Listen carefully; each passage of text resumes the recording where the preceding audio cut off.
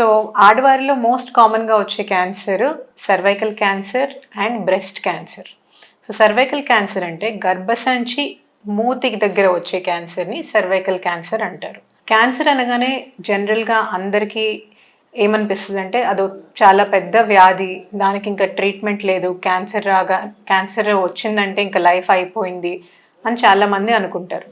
But అది correct కాదు. ఈ క్యాన్సర్ గురించి ఎందుకు మనం తెలుసుకోవాలి అంటే, ఈ క్యాన్సర్స్ ఆడవారిలో వచ్చే క్యాన్సర్స్ ఏవైతే ఉన్నాయో దానికి కొన్ని సైన్స్ అండ్ సిమ్టమ్స్ ఉంటాయి.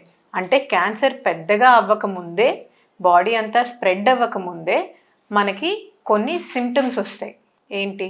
పోస్ట్ మెనోపాజల్ బ్లీడింగ్ అంటాం. పోస్ట్ మెనోపాజల్ బ్లీడింగ్ అంటే ఏదైతే ఆడవారికి నెలసర్లు నిలిసిపోతాయి, 45 నుండి 50 ఏళ్లలో ఆ టైం ఫ్రేమ్లో జనరల్గా నెలసర్లు ఆగిపోతాయి అన్నమాట. నెలసర్లు ఆగిపోయిన తర్వాత 1 సంవత్సరం వరకు అసలు నెలసర్లే రాలేదు అంటే నెలసర్లు ఆగిపోయాయని అర్థం.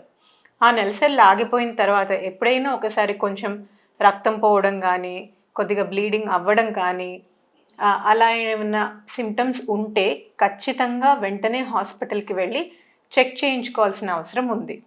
అయితే మన జనరల్ రికమెండేషన్స్ ప్రకారం 30 ఏళ్ళు పైబడిన ఆడవాళ్ళు ఎవ్రీ 3 ఇయర్స్కి ఒకసారి, అంటే 3 ఏళ్లకు ఒకసారి పాప్ స్మియర్ అనే టెస్ట్ అనేది చేయించుకోవాలి.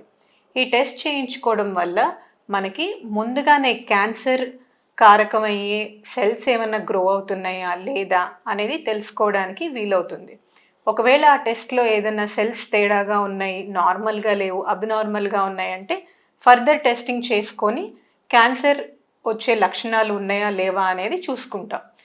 దీనివల్ల మనకి అడ్వాంటేజ్ ఏంటంటే, ఈ సర్వైకల్ క్యాన్సర్ అనేది most of the time 90% of the పేషెంట్స్లో అర్లీగా డిటెక్ట్ చేస్తే, ముందుగానే మనం ఐడెంటిఫై చేయగలిగితే అది 90% క్యూరబుల్.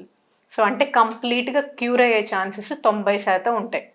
సో అందువలన క్యాన్సర్ వచ్చినా కూడా దాన్ని ఎంత త్వరగా ఐడెంటిఫై చేయగలుగుతున్నాం అనేది కూడా చాలా ఇంపార్టెంట్.